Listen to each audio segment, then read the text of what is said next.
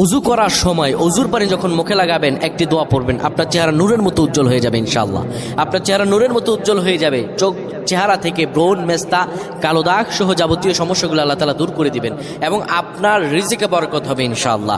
আপনার দোয়াগুলো কবুল হয়ে যাবে। অনেকের চেহারা সুন্দর কিন্তু তাকাতে ইচ্ছে করে না, মনে হয় চেহারায় নুন নাই, কিন্তু অনেকের চেহারাই কালো কিন্তু দেখতেও ভালো লাগে। যেমন এই যে বেলাল হাবশি, চেহারা দিকে তাকালেই শান্তির সুবাতাস বয়ে আসতো। সাহাবীরা যার চেহারা দেখে অনেক প্রশংসিত করিয়েছিল এবং যার কলব স্বচ্ছ ছিল।